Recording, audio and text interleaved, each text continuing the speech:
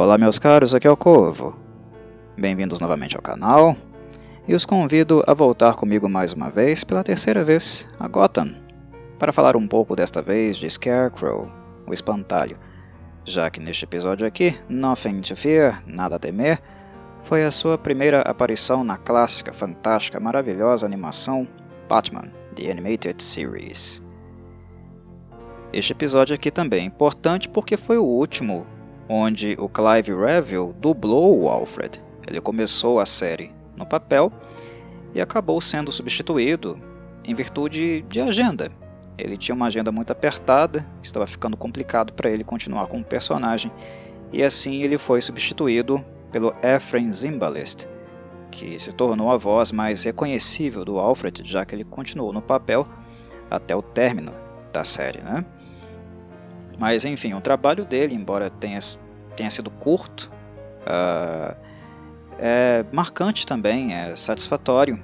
Ele encarna muito bem a personagem, tem toda aquela polidez, né, que é típica do Alfred, e que, claro, embora não seja um personagem muito dado à ação, não muito participativo naquilo que diz respeito às loucuras, né, e às cenas cinematográficas de Gotham, ele sempre é um personagem que é a base, o apoio, a figura paterna de fato que o Bruce tem, já que ele não pôde conviver muito com seu próprio pai, e também não muito com a sua mãe. Então Alfred não apenas é o mordomo, né, o ajudante do Bruce, mas também a sua figura paterna. Embora eu tenha lá as minhas queixas, minhas críticas ao fato dele fazer coisas demais, eu acho que o Alfred trabalha muito. O Bruce poucas vezes deu realmente férias para ele, digamos assim, né? Os desenhistas, roteiristas do passado não ligavam muito para o trabalho servil do Alfred, e não haviam críticas, né, em relação a isso. Mas o Alfred trabalha demais, coitado. E além de trabalhar muito, ele também é um ombro amigo, né? Uma figura paterna para o Bruce, sempre foi. Que inclusive é um aspecto que nós acompanhamos neste episódio, porque por se tratar de um episódio do Scarecrow, onde existe, né, contato com a toxina do medo, é claro que emocionalmente o Bruce vai ficar abalado em algum momento e vai precisar do suporte dele. O Alfred é sempre importante, uma figura importante em momentos assim, clímax, onde o Bruce, como sempre tentando ser uma fortaleza, tem lá seus momentos, né, de fragilidade também. Então, uma pessoa dublar o Alfred, ser o Alfred, é muito importante. Não apenas em cinema, mas também em dublagem, em animação, apenas emprestando a sua voz. Porque ele é uma figura muito recorrente e que ajuda a estabelecer também um equilíbrio mental, uma base, um ponto de suporte para um personagem que, embora seja muito focado, muito destemido, com uma vontade quase inabalável, ele também tem seus momentos de sensibilidade. O Bruce também é humano, né? Ele pode ser o playboy, ele pode ser, né, o melhor detetive do mundo, super treinado em artes marciais, com conhecimento profundo de psicologia criminal, né, um excelente motorista, aviador. Ele é um personagem muito idealizado e, além disso, bilionário. Mas, no fim, ele continua sendo um ser humano. E um ser humano às vezes precisa, né, de um ombro amigo. E o Alfred nesse sentido é muito importante.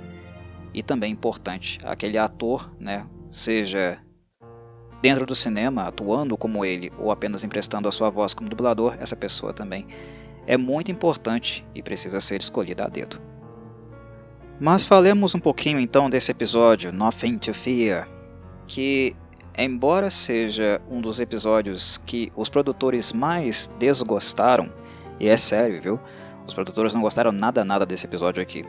Ele ainda teve alguns elementos, algumas passagens, e eu digo em termos de roteiro mesmo, que acabaram se tornando emblemáticas. O roteiro ele foi escrito pelo Henry Gilroy, que na verdade a função dele era de editor. O trabalho dele era com edição.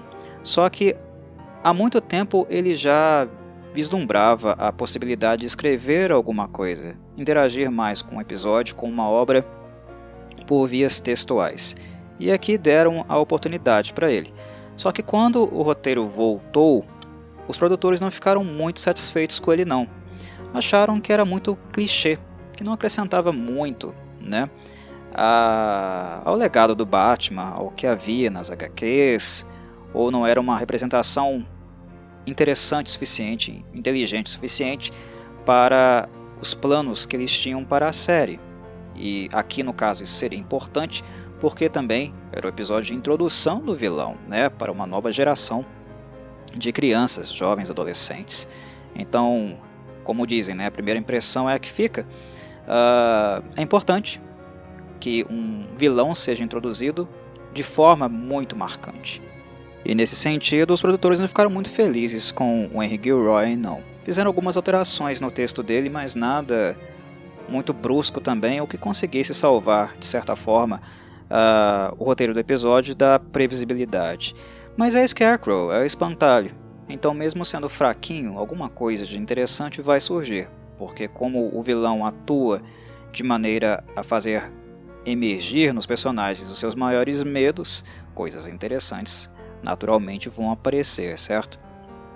Enfim, eu não acho o episódio de todo ruim não, é mediano, não é a melhor coisa que vai aparecer do Scarecrow na série, tem outros episódios com ele, é claro, e também não é a melhor coisa que nós encontramos do Scarecrow nas HQs, mas é um episódio sólido, dá para entender quem ele é, por que ele se transformou em quem ele é, já que esse episódio aqui ele não deixa de trabalhar com a biografia do vilão. Ele vai nos dizer, vai nos apresentar o Jonathan Crane, como de fato ele é, né, e por quê, qual as suas motivações, qual a natureza, né, dos seus atos e de onde, né, ele tirou essa fixação com o medo, no caso infligir medo nos outros.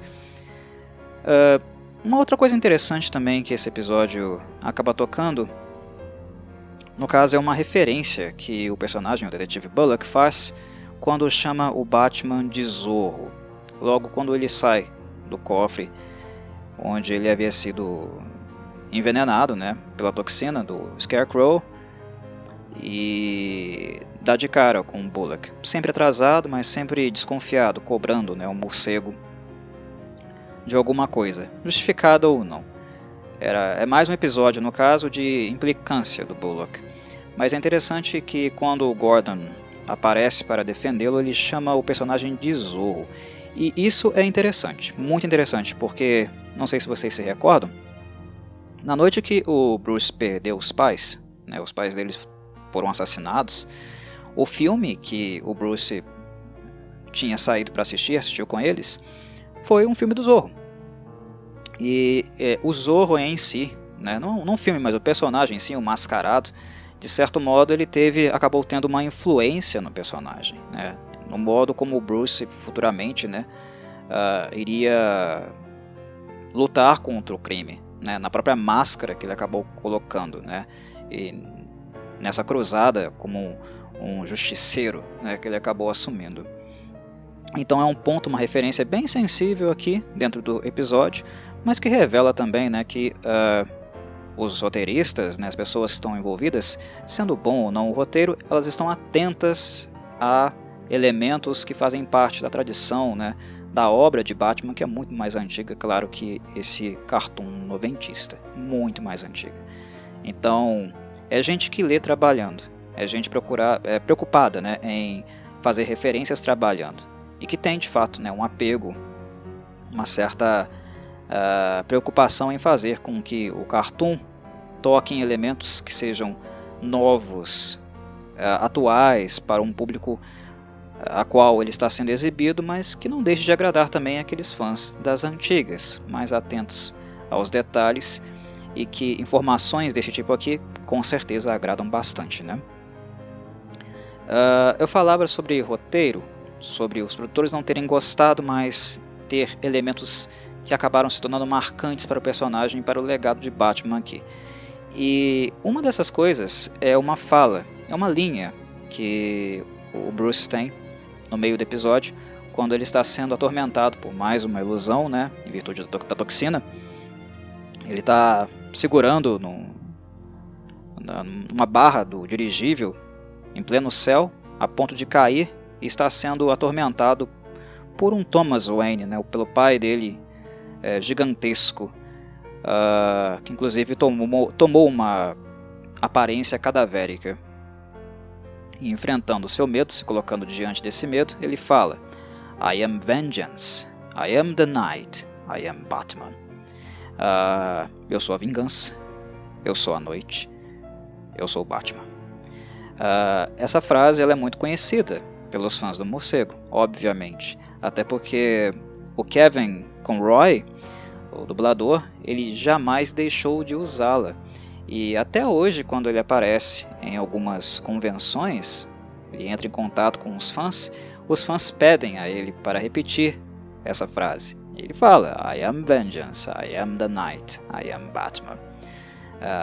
Então é um outro ponto bem charmoso desse episódio que, se não está entre os melhores da série, ele marca, ele é historicamente relevante, porque essa frase aqui, o Kevin Conroy carregou pelo resto da vida dele, né, tá com ele, seguiu com ele, e também ela voltou a ser usada, né, em outras produções relativas ao Batman no futuro. Ela se tornou realmente muito emblemática. Sobre algumas alterações no roteiro do Gilroy, uma delas foi em relação a onde o Scarecrow iria atacar, em quem ele usaria as toxinas. Aqui, como vocês acompanham no episódio, ele ataca a universidade. Ele está se vingando daqueles que o despediram, né? Ele era um professor universitário, um professor de psicologia, mais voltado para a área das fobias, era a área de interesse dele, de estudo e interesse dele, e por condutas antiéticas, uma coisa que eu vou falar daqui a pouco, ele acabou sendo demitido da universidade, ele perdeu o cargo, né, de docente, não podia mais atuar na universidade. E aí ele começou a roubar os fundos da universidade, a atacar a universidade, tentou trazer a ruína da instituição. Só que no roteiro original ele atacaria a elite de Gotham, os ricos, né?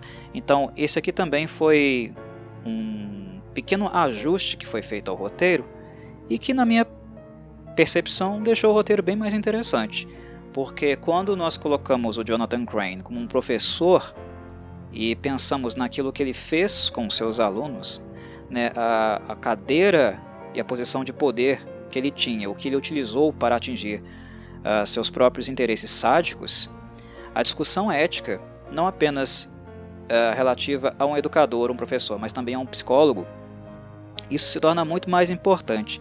É claro que crianças não vão fazer essa discussão e não têm preparo para pensar sobre essas coisas, mas quando adultos, né, jovens adultos, olham para o episódio e pensam sobre isso, é claro que nós estamos preparados para pensar o Scarecrow, o Jonathan Crane, em muitas camadas mais, né? Pensar de maneira um pouco mais profunda, fazer de fato uma discussão crítica em relação a ele. E essa alteração, tirando a elite de Gotham e colocando a universidade no lugar como ponto de ataque, o ponto de interesse, de vingança dele, eu acho que ficou bem mais interessante. Um outro ponto do episódio digno de nota, e agora aqui também por fazer referências às outras obras, né, relativas ao universo DC e também ao próprio Batman. Tem um momento do episódio que o morcego está solicitando ao Batmóvel, ao computador, que faça a análise do perfil do Scarecrow, a fim de descobrir quem ele é. E durante esse momento aparece na tela do visor do Batmóvel, né, algumas referências de empresas que trabalham com elementos químicos, né? A toxina é química. E o Batman pediu para o computador fazer uma seleção, listar essas empresas para ele. E algumas das empresas que aparecem na tela, uma delas é a STAR Labs, né, a Star Labs, que quem conhece o universo DC, deve se lembrar que é um laboratório do Superman, né, no universo do Superman, em Metrópolis. Isso é interessante. E o segundo laboratório também está fazendo ponte, né, conexão com uma outra obra, que não é uma obra que vem das HQs, mas sim do cinema. Em podcasts anteriores eu falei que o filme, né, no caso os filmes do Burton, Batman e Batman Returns, tem uma influência gigantesca em praticamente tudo que a gente assiste nesse cartoon. É uma influência muito forte. E o cartoon, ele não deixa de fazer também essa conexão e referendar, né, de onde ele veio. E no caso, uma das empresas que são listadas ali é a Axis Chemicals, do filme Batman, de 1989, o filme do Burton, o primeiro deles. Né, é a empresa onde lá o Joker acaba se transformando depois que ele cai, né, num galão químico. É uma coisa bem interessante também. No que diz respeito à série como um todo, Nothing to Fear é um episódio também que é o primeiro a tocar nas origens do Batman. E como tudo que é originário é importante de ser lembrado, ser dito e eu diria assistido com atenção, né, porque vai nos indicar várias e várias das tendências, motivações do personagem. Isso aqui também é histórico para a animação, né?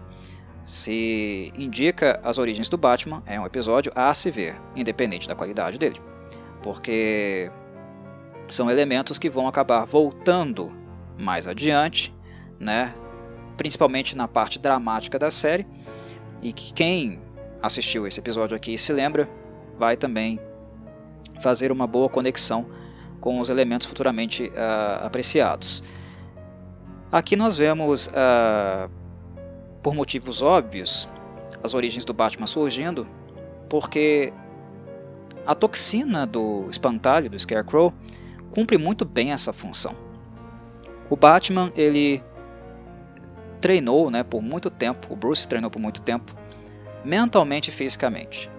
E é muito difícil chegar até ele, superá-lo em termos mentais, não apenas em termos de inteligência, mas também de equilíbrio mental, saúde mental. Ele é meio maluco, tá? Mas ele é equilibrado.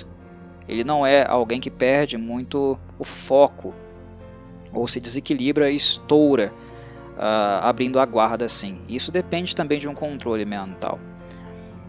Ele acabou se tornando uma fortaleza não apenas física, mas também mental.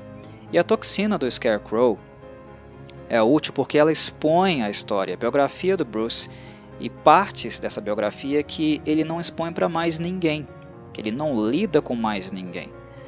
A pessoa que ele tem mais confiança para poder fazer isso e falar sobre isso às vezes é o Alfred, como nós vemos nesse episódio, mas é muito raro nós acompanharmos o Bruce tocando nas suas principais feridas, nos seus próprios estigmas. E a toxina do medo do Crane faz essas coisas emergirem nele. E por isso também eu acho o vilão muito interessante, não apenas por si só. Eu acho quase todos os vilões de Gotham muito interessantes individualmente, nem precisaria ter Batman para eles serem tão interessantes assim.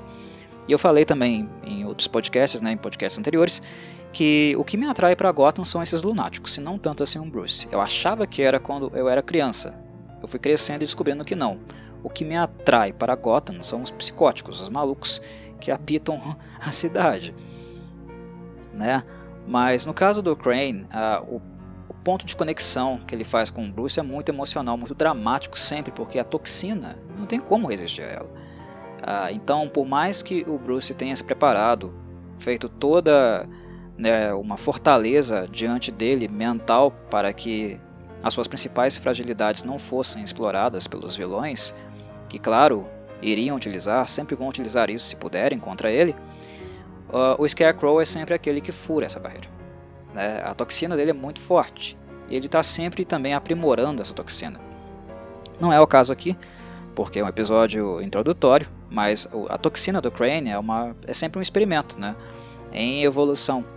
Como o Batman também aprende e evolui, os seus vilões também fazem esse percurso. Aprendem com o nível de imposição, dificuldade que o Batman traz para eles. Essa, inclusive, é a grande questão moral, eu diria, né?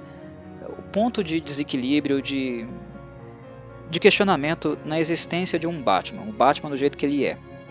O Bruce é excelente. Ele é completamente idealizado, ele é quase perfeito em tudo que ele faz. E esse grau de dificuldade que ele impõe aos vilões é algo que também, diretamente e indiretamente, isso não acontece porque o Bruce quer, mas diretamente e indiretamente, os vilões acabam também evoluindo muito em virtude disso.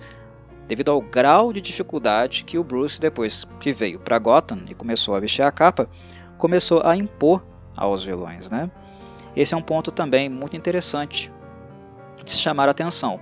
Inclusive também um ponto que já foi trabalhado em alguns roteiros, né, em algumas obras relacionadas ao morcego. O morcego fez de Gotham algo pior do que a cidade era, digamos assim. Há alguns roteiros que tocam nessa questão moral. E não é uma sandice não, tá? Não quer dizer que nós temos que jogar a culpa no Bruce ou fazer dele também um vilão. Mas é algo, eu diria, impossível, né, de negar que o fato dele ser excelente naquilo que ele faz, no grau de dificuldade que ele impõe aos vilões, foi algo que também fez os vilões, né, se aprimorarem também. A esperança, né, uma das possibilidades era de que os vilões desistissem, aposentassem. Mas como a maior parte deles frequenta o Arkham e praticamente não tem nenhuma evolução do ponto de vista psicoterapêutico, eles voltam sempre piores, mais refinados, porque o nível de dificuldade que o Batman impõe os refina também, os faz aprender. Eles são psicóticos, mas isso não quer dizer que eles não sejam também perversamente inteligentes, digamos assim. O fim do episódio tem uma coisa também interessante que faz ligação, que é mencionada em obras futuras. Na verdade é uma homenagem, né? Uma referência importante. Eu imagino que os fãs de Batman devem conhecer, né, o primeiro filme da trilogia do Nolan, Batman Begins. E tem um artifício daquele filme relativo ao Bruce e ao Crane, que a primeira vez que nós vemos, na verdade, é aqui, nesse episódio. O efeito da toxina, quando é voltada para o Crane, quando ele tem que lidar pela primeira vez no episódio com o seu próprio medo, ele adora o medo dos outros, né? A fobia dos outros, deixar as outras pessoas completamente horrorizadas, afetadas, mas o medo dele, né? Esse ele não toca, né? Safado. Mas quando ele é obrigado a fazer isso, o que nós vemos é a visualização de um grande morcego, um morcego que supostamente o estava atacando. É o medo do Crane. E também é a primeira vez que nós vemos o próprio Crane olhando para o Batman abrindo a capa inteligentemente, né, porque ele sacou qual era o medo do Crane, e o abrir da capa, né, foi análogo ao movimento de asa de um morcego. E o que, pelo efeito da toxina, o Crane vê é exatamente um grande morcego na figura do Batman. Não é o Man-Bat, né, mas é o Batman como um monstro, né, como um morcego, um grande morcego. E é exatamente isso que nós vemos também lá no filme Batman Begins. Outra ponte, estão percebendo? É uma outra ponte bem interessante. E embora os produtores não tenham gostado do roteiro, do que foi apresentado aqui, é importante dizer também que o episódio ele foi adaptado também para videogame. É claro que aconteceram mudanças estéticas e de cenário, inclusive nos próprios personagens. Mas na sexta fase do game The Adventures of Batman e Robin, do Super NES, a base daquele cenário, a base daquela fase é esse episódio aqui. Se vocês assistirem e forem lá jogar depois, vocês vão ver muitas coisas similares, muitos elementos conceituais repetindo-se lá. Nothing to Fear, nada a temer, o episódio aqui, é a base daquela sexta fase de The Adventures of Batman e Robin, um jogo da Nintendo, do Super NES. Falemos agora um pouco dos elementos psicológicos do episódio. Esse é um dos poucos episódios também que nós vemos o Bruce em estado claro, evidente, transparente mesmo. É um sentimento real, ele não está dissimulando. Ele é muito bom nisso, inclusive, né, quando o Bruce está como Bruce Wayne, né, em ambientes sociais, sendo o Bruce o playboyzinho. O que nós temos, na maior parte do tempo, é dissimulação. Né? Ele finge, ele atua ser uma pessoa que na verdade ele não é. Como Bruce Wayne é em casa, apenas conversando com o Alfred, vocês podem perceber que ele é uma pessoa completamente diferente. Mas o Playboy, a figura pública, é completamente idiota, estúpida, e isso é uma atuação. Inclusive, o Bruce até muda o tom de voz. Mas tem uma cena que é bem interessante no início desse episódio, que é uma fala, uma acusação que um professor da universidade faz a ele. O professor diz que era muito amigo do pai do Bruce, do Thomas, e que o pai dele, ficaria completamente decepcionado por ver aquilo que o filho se transformou.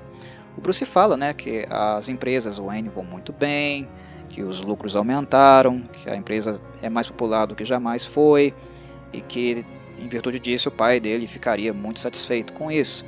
E o professor questiona, ele retruca que não, porque a imagem que ele passa, o playboyzinho, dinheirista, que está apenas interessado na boa vida da riqueza, a gastar o seu dinheiro, a imagem pública dele não é uma imagem minimamente próxima daquela que o seu pai tinha, que inclusive era alguém também interessado em ajudar a Universidade de Gotham, a educação em Gotham. Era alguém que tinha interesses também acadêmicos, voltados para a educação, para a formação profissional e moral também dos cidadãos de Gotham. Basicamente é isso que ele fala para Bruce. O seu pai, ele teria vergonha de você, ele ficaria muito triste por descobrir quem você se tornou. O professor, ele fala isso com o Bruce na presença da Summer Gleason, da repórter, dentro de um elevador. E quando ele sai, depois de falar isso, a Summer vai atrás dele e fala com o Bruce. Não fica chateado não, ele está bravo, ele está transtornado por causa dos recentes furtos que têm acontecido na universidade. A universidade está em problemas e é por isso que ele falou isso. Ele foi rude, mas não leva isso a nível pessoal não. Aí ela sai do elevador. E é interessante aquele corte, aquela cena, porque o frame seguinte é no rosto do Bruce e nota-se claramente, já na presença de ninguém, ele não tinha ali mais por que dissimular, ele não está dissimulando, mas ele fica muito triste. Percebe-se claramente a tristeza no rosto dele, o abatimento no rosto dele. Isso é muito importante porque a gente nota ali no Bruce, de fato, que essa aprovação em relação aos pais, o que os pais achariam dele, é muito importante para ele, pesa de fato, longe ou próximo das pessoas às quais ele convive. Um professor de universidade, um amigo, alguém que foi amigo do pai dele, dizendo para ele que tem vergonha dele e que o pai teria vergonha dele também, é algo que toca, é uma fragilidade, que mexe muito com o Bruce. O Bruce, ele resiste a castigos físicos, a fraturas, a ferimentos, a toxinas, mas trazer essa questão para ele é muito doloroso porque pesa para ele. É importante nós lembrarmos que o pequeno Bruce, ele perdeu os pais muito cedo, então a experiência, o recorte dele com pai e mãe é muito pequena, ele ficou órfão muito cedo, ele não sabe, ele não viveu muito isso, e a figura que ele teve durante a vida inteira foi a figura do Alfred, mas isso não quer dizer que a dos pais fossem substituídas, até porque por ser um Wayne, ser o herdeiro das empresas Wayne, as pessoas jamais deixariam o Bruce esquecer quem foram os próprios pais dele. São fantasmas que se tornaram fantasmas com o homicídio que ele teve que assistir, mas também fantasmas em virtude do legado, daquilo que eles construíram, e não o Bruce. Então, são fantasmas que sempre retornam para o personagem. E a aprovação do pai, fazer algo que o pai se orgulhasse, mesmo um adulto, mesmo passando décadas da morte da família dele, é algo que ainda pesa muito para o personagem, para o Bruce. E é justamente nesse ponto, nesse elemento que a toxina do medo do Scarecrow vai atuar. Quando ele é afetado pela toxina, a primeira coisa que ele vê nas chamas dentro do cofre, que o o Scarecrow incendiou é o seguinte, né? A imagem, o rosto do pai dele nas chamas, ele falando, repetindo as frases do professor da universidade, né? Do professor Long. Eu acho que esse é o nome dele mesmo, Long. A alucinação, a imagem do pai repete aquelas frases, aquelas palavras do professor. Você falhou comigo, desgraçou o nome da família. Isso, é claro que é a atuação, né? A influência da toxina falando mais alto. Mas nós não podemos deixar de pensar e associar que isso também é um efeito colateral do quanto aquelas palavras do professor afetaram o Bruce. O que a toxina fez aqui, além de trazer o medo à tona, é também aflorar mais, deixar mais transparente para nós o quanto aquelas palavras machucaram, o quanto aquelas palavras afetaram. E as alucinações que o Bruce vai ter ao longo do episódio são todas nesse sentido, vão nessa direção, né? Dessa autoimagem que ele tem sobre si, né? Que os outros têm sobre ele, e se o pai dele, a mãe dele, sentiriam orgulho da pessoa que ele se tornou. Um outro elemento do episódio que eu acho importante enfatizar, eu acho que é um ponto marcante, bem interessante e que necessita, né, um acento grande, é o impacto, o efeito da toxina. Por se tratar de uma toxina e as alucinações, de certo modo, cessarem depois de um tempo, pelo menos elas deixam de ser frequentes, nós somos levados a acreditar que a toxina ela não continua atuando no corpo daquele ser humano que foi afetado, né? E o episódio mostra que não é bem assim. A toxina do Crane é terrível, ela é abominável, porque mesmo depois do efeito imediato, do grande impacto que a droga tem no organismo, ela deixa sequelas posteriores, né? Então nós temos cenas com o Bruce ainda sendo atormentado pela voz do pai, pelos sonhos. Inclusive ele menciona isso, né? Nós não vemos ele sonhando, mas ele menciona que estava sonhando com os pais. E assistindo TV, né, a própria repórter, a Gleason, na TV, repete palavras em termos de cobrança para ele. Então, o suor frio também do Bruce, né, colocando a mão no rosto, suando muito frio, claramente afetado, isso nos dá uma propriedade suficiente para dizer que a toxina ela deixa sequelas. É algo tão tóxico que vai ficar no organismo por muito mais tempo, por dias, até semanas, se bobear, depois da dose injetada, né? E isso é terrível, porque depois de receber a toxina você não tem mais paz, né? Mentalmente o personagem não consegue mais ter paz. Ele está sempre em desequilíbrio, ele está sempre fragilizado. E essa também é uma tática muito conveniente ao Scarecrow, porque o Crane é um professor, ele era um professor, né? Um professor perverso, claro, não digno da cadeira que ele ocupava. Mas isso quer dizer que ele não é, né, um artista marcial, ele não é um militar, ele não é alguém que apresenta uma resistência, né, ou uma ameaça do ponto de vista físico e bélico. Ele é alguém que atua com o seu recurso, é físico no sentido da afetação que ele tem, em virtude da droga que ele utiliza, né? Então é algo mais mental mesmo, né? Sempre um episódio mais psicológico, os episódios que envolvem o Scarecrow, do que necessariamente bélicos. Ele faz estrago? Faz. O Scarecrow ele explode coisas, ele causa um caos absurdo, né? Disseminado no cenário inteiro, mas em virtude do que ele acaba acarretando em termos de desequilíbrio nas pessoas. As pessoas elas ficam com sequelas daquela toxina, sequelas posteriores, ela debilita demais.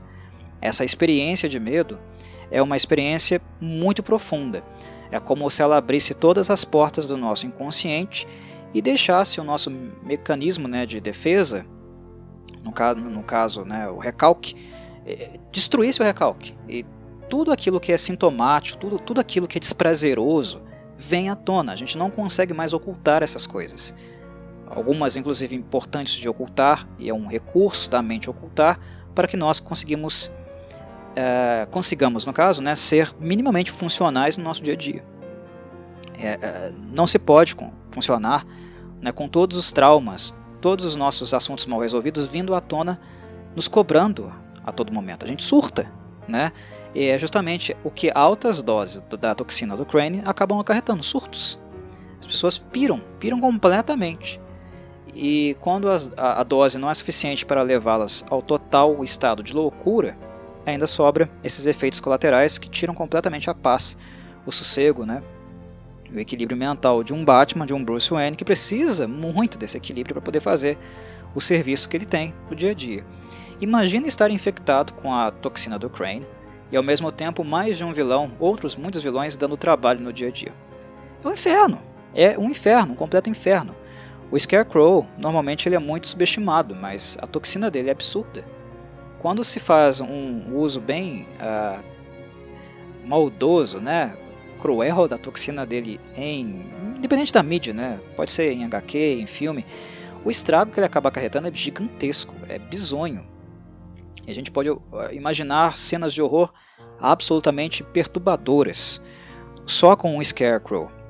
Até hoje, falando como leitor, mas também apreciador de outras mídias, né, como filmes, jogos de videogame, até hoje eu não encontrei de fato uma obra que adaptasse o Scarecrow do modo como eu realmente gostaria. Porque entrar em contato com as nossas fobias e ser coagidos, no caso, forçados a entrar diretamente em contato com elas, poderia resultar em um roteiro completamente tenebroso de horror. Realmente um filme de horror, não um filme de ação, não um filme, né, family friendly de um super-herói, um filme de horror. E eu sempre quis acompanhar, né, uma obra que tivesse mais Jonathan Crane e menos Batman. Uma obra que nos apresentasse um pouco mais a biografia do Jonathan Crane, suas vítimas, inclusive dando muito enfoque aos estragos que ele fez nas pessoas, e lá talvez no final, no meio do filme, mais pro final, o Batman entrasse como uma figura secundária. O enfoque seria mais o Crane, não tanto no Batman. Porque normalmente as obras do Batman, né, tem um enfoque maior no Bruce e não tanto nos outros personagens assim. E talvez fosse interessante fazer um filme, né, uma obra qualquer algum dia que desse um enfoque no Crane, mas de fato na real essência, né, no real tom que a toxina dele causa nas pessoas. Imaginem só as visões infernais, né, um inferno na Terra, que seria fazer um filme de horror com o Scarecrow sendo o personagem principal. Seria tenebroso. Esse episódio aqui, por exemplo, não arranha nem a superfície dos reais efeitos que a toxina dele causa. Inclusive, a parte estética desse episódio é um dos pontos que eu não gosto muito nele, porque episódios da série tendem a ser mais voltados para o gótico, né, para cenas mais escuras. E se vocês pararem para reparar, esse episódio aqui ele é bem claro. A paleta de cor dele é mais clara. Ele não é tão escurecido assim, ele não utiliza tanto as sombras assim, como o episódio introdutório da série, por exemplo, do Man-Bat. É um episódio muito mais claro, ele está muito mais iluminado, né? A paleta de cores, inclusive, é bem colorida. Isso não combina de fato com o cenário, o ambiente tenebroso do Jonathan Crane, daquilo que o Crane cria, né, para si, o lugar onde ele atua. É sempre um lugar muito tenebroso, sempre. E esse episódio aqui, né, por também ser, né, um episódio infantil, né, para jovens e adolescentes, não toca tanto assim. Mas os filmes também, onde o Crane foi adaptado, não tocaram tanto. Há obras mais darks com o Scarecrow? Existem, claro que existem, né? Em Sandman, quando nós começamos a ler, nós temos trechos com o Crane, né? Palavras do Crane sendo ditas para o D, por exemplo, o Dr. Destiny. Enfim, são palavras mais duras, mais macabras. As feições do Scarecrow são mais macabras. E as palavras dele também são muito mais amedrontadoras. Ele é muito mais intimidador. E Sandman tende a ser uma obra mais dark do que normalmente as HQs do Batman foram, né? É claro que existem obras do Batman mais maduras, mais voltadas para o público adulto, mas isso não é o tom normalmente da maioria das obras. Elas não são tão darks assim. Uma outra obra, por exemplo, é o Asilo Arkham, né? Do Grant Morrison e do Dave McKean. Aquela também é dark. Eu penso, né, que o Scarecrow combina mais com obras deste tom. Ele cresce ali, ele fica mais forte ali. Forte não em termos de poder de toxina, mas de presença. É um cenário que combina com ele. Ele se torna muito poderoso nesse cenário porque ele é alguém que consegue trabalhar, manusear muito bem os horrores da própria estética de obras dessa natureza, né, mais dark. Então, eu ainda espero algum dia, né, encontrar uma obra seja feita de fato, onde o Crane ele seja representado de fato com todo o horror, né, que ele carrega. O mesmo, por exemplo, com o John Dee, né, o Dr. Destiny, que é um outro personagem que também trabalha muito com o medo, né, com os horrores da psique humana. São personagens que precisam mesmo de uma abordagem um pouco mais adulta, mas que nem sempre é possível devido à natureza dos programas onde eles são apresentados. Considerações finais, agora mais em relação ao Crane mesmo, ao Scarecrow. O personagem ele sempre utiliza o verbo ajudar quando ele está falando de fobias.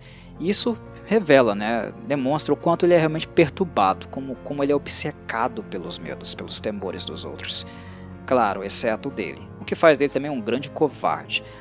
Mas, por exemplo, é muito comum a gente se deparar com o Crane dizendo: ajudei a ver o seu medo. Ajudou? Será que a pessoa não conhece de fato o seu medo? Pode não conhecer o medo tão profundamente, mas conhece. Tanto conhece que tenta bloqueá-lo de alguma forma, né? Resistir a ele de alguma forma, ou manter afastado, porque não tem condição mínima, estrutura mental mínima para lidar com aquilo que aflige tanto, né? Que machuca tanto, amedronta tanto. Mas ele utiliza o verbo ajudar. Às vezes o Crane dá a entender que aquilo que ele está fazendo é uma obra em tese, né? Hipoteticamente boa. E isso demonstra o quanto o personagem é completamente maluco. Ele é completamente pirado. Ele é completamente obcecado pelo medo.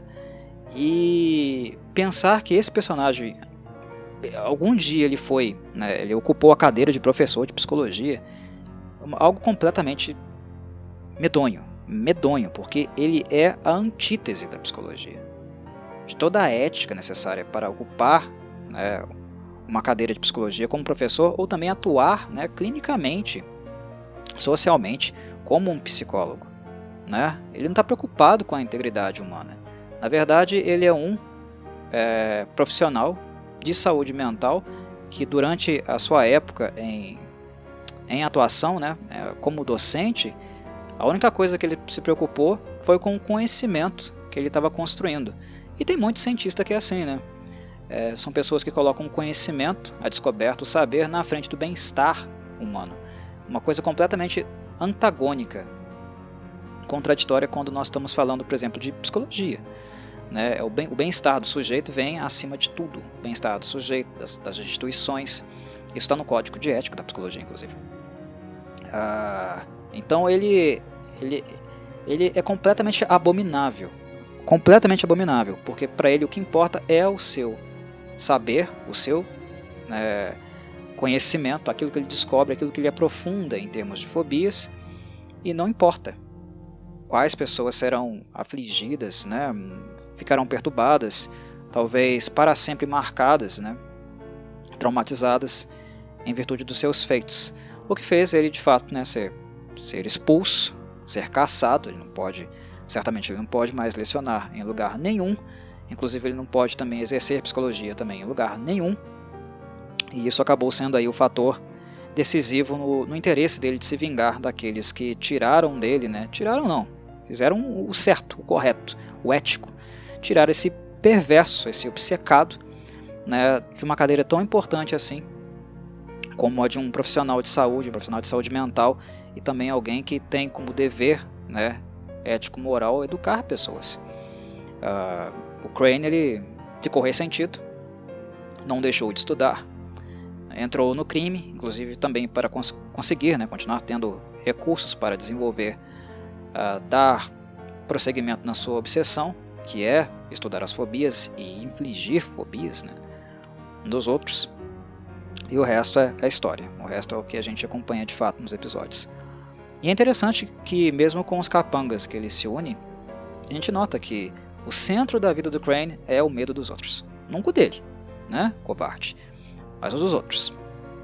Quando os capangas dele estão roubando o cofre no episódio, o Crane fala: pegue o que puder, queime o resto. Isso não é sobre dinheiro, é sobre vingança. O Crane não liga para dinheiro. O dinheiro é importante porque sem dinheiro ele não consegue ter recurso para comprar componentes químicos e continuar produzindo as suas toxinas e fazendo seus estudos, inclusive fazendo algumas cobaias nesse processo, né? Uma coisa que eu acho muito perturbadora no episódio, mesmo sendo um episódio para crianças, eu acho que aquilo ali é perturbador. Aquilo ali sim combina com o episódio do Scarecrow. Né? Eu critiquei de um lado, mas agora eu vou elogiar. Tem um momento do episódio que a gente está vendo cenas do antigo Crane, daquele que era o professor da universidade, onde ele trancou pessoas dentro de salas e começou a expô-las, né, diretamente àquilo que elas temiam. Aquilo é tortura. Tortura, tá? Física e mental. Aquilo é pesado. Já pararam para pensar que eram crianças que assistiam aquilo? Década de 90. A noção de censura não era tão esclarecida como é hoje. Mas aquilo é tortura, meus caros. Não tem diferença de você colocar uma pessoa num pau de arara ou colocar uma pessoa que tem um medo absurdo, terrível de baratas dentro de uma sala completamente infestada. Completamente infestada por esses insetos.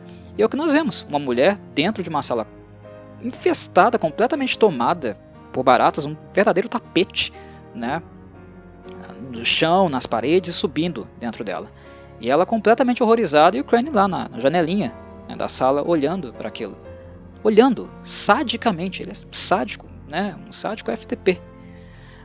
É pesada aquela cena, mas é uma cena que é esperado de um episódio, de um contexto onde o Scarecrow está. De onde o Crane deseja estar, o cenário que ele de fato decide, vislumbra e tem como norte da vida dele montar. Ele é um personagem completamente desprezível. Completamente desprezível. Ele é um torturador.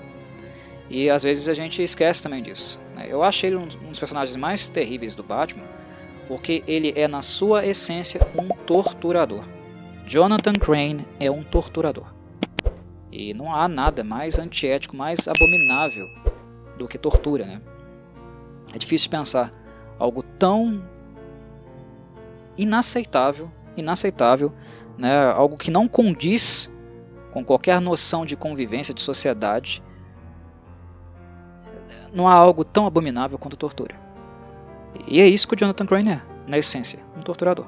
Ele vive para torturar as pessoas, com o método dele, com os desejos dele, né, a partir dos desejos dele, e querendo descobrir na tortura coisas que interessam a ele. É uma tortura sempre focada no medo, não é na dor, né, física, mas é numa dor emocional, porque aproximar alguém do seu maior medo é algo que gera uma dor, né, uma descarga energética, emocional gigantesca, é algo que machuca muito, que destrói a pessoa. A dor começa emocional, psicológica, depois se torna física também, muito forte, né? Se vocês conversarem, tiverem a oportunidade de conversar com pessoas que sofrem com fobias ou sofreram com fobias, elas poderão dar um relato para vocês muito humano, muito na epiderme, né? Se vocês tiverem empatia, vocês vão sentir o que é ter fobia, o que é estar, né, sofrendo com fobia. É algo muito forte, o que torna o Jonathan Crane um personagem assim, extremamente abominável.